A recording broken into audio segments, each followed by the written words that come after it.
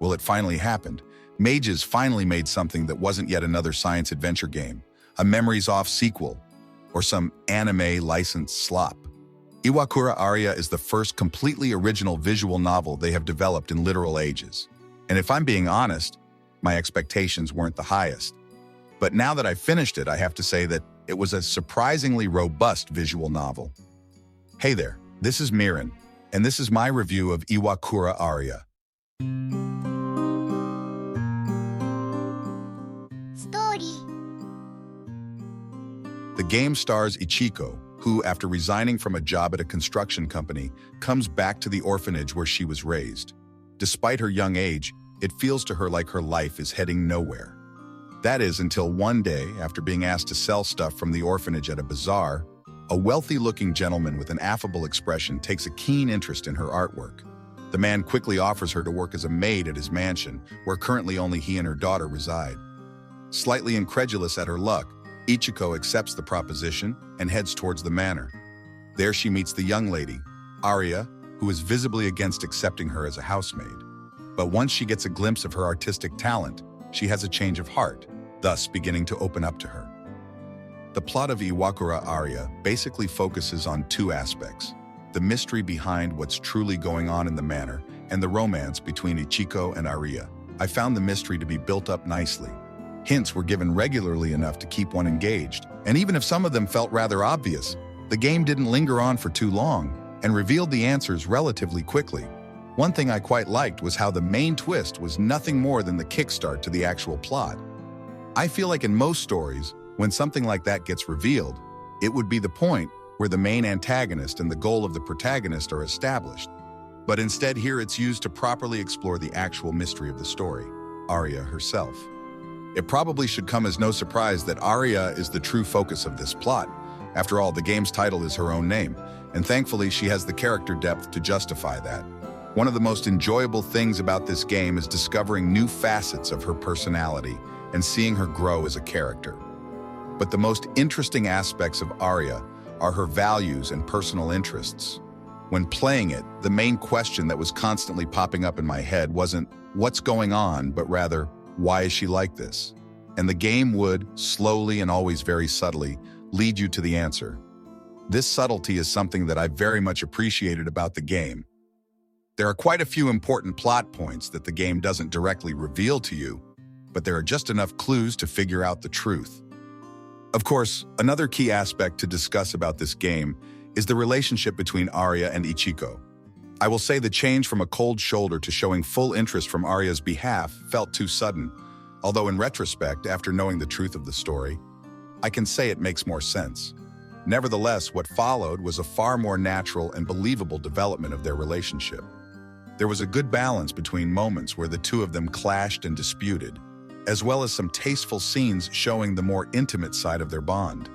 It was also satisfying to see how Ichiko grew as a person, slowly becoming more confident and open about her thoughts and feelings. As a whole, I can say that character development is certainly one of the strongest points of this VN. But to me, the best aspect of this visual novel is how it handles its main theme. This is something that the game isn't fully open about, but when you start to piece everything together, everything begins to click. I don't want to drop any major spoilers, but for now, I will just say this. This is a story about how love and pain are two sides of the same coin, and how people hurt their loved ones as a means to express their feelings of affection. What's beautiful about the way it handles this theme is that you can literally pinpoint this idea in every single major plot development. Again, it's very hard to fully convey how this game uses this theme without entering major spoiler territory, but there's one revelation quite literally after the main game ends that explains in a very roundabout way why Aria is the way she is, which is simply chilling. On the other hand, one point I thought wasn't as strong as it could have, however, was the main ending. Looking back, it did admittedly wrap up things nicely, so it's not like I would call it completely unsatisfying, but to me it lacked a bit of impact. It felt like it was slightly rushed, and that it needed a bit more time to give more weight to the final struggle. 演出。 Regarding the presentation of this game, I'm, weirdly enough, slightly torn apart. Yes, the game looks stunning. with its hyper-realistic art style that somehow still manages to keep the anime styling present. It's just that perhaps it looks too good. By that, I mean that everything is so detailed that it seems some sacrifices were made, mainly the number of CGs and character sprites. As far as the CGs, I didn't mind too much. To compensate, the game also features some stylish black and white vignettes, using color only sparingly but cleverly, that show plot-relevant scenes. What did bother me, though, was the scarcity of sprite-represented characters. It's true that this is a story that only focuses on a rather small cast of characters, but there's at least a couple of them that I feel had more than enough relevance within the story events to deserve a visual representation, even if those were single-pose sprites.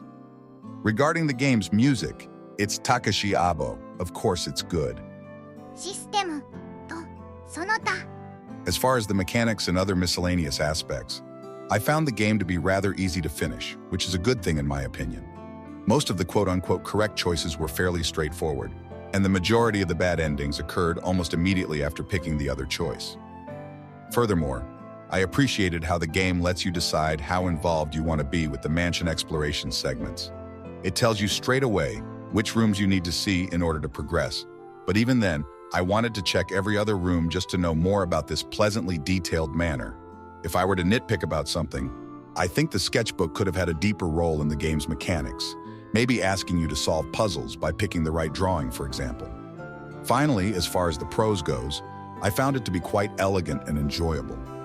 まとめ Overall, Iwakura Aria was a quite pleasant time. It's on first sight a simple yet well-told mystery, brimming with atmosphere and character. That being said, it's hard to give it a definitive and final assessment. This is entirely due to the way it avoids being plain obvious with its main plot themes, which can be both a good and a bad thing. But the way the main story so easily ends might leave some underwhelmed. Nevertheless, if you are the type of person who loves to read between the lines and find possible connotations and allegories, I feel this visual novel will nicely provide you with plenty of thought material. I give Iwakura Aria a 7.5 out of 10, although I want to emphasize that this is most likely not a definitive rating. Despite having finished it more than a couple of weeks ago, even I myself am conflicted about this VN. As I said, it's not a game that explains everything, so it's hard to know if some of my impressions are nothing more than conjectures. But if the whole game is actually alluding to what I think it is, it honestly might deserve a far higher score than that. Anyway, that's going to be it for the review.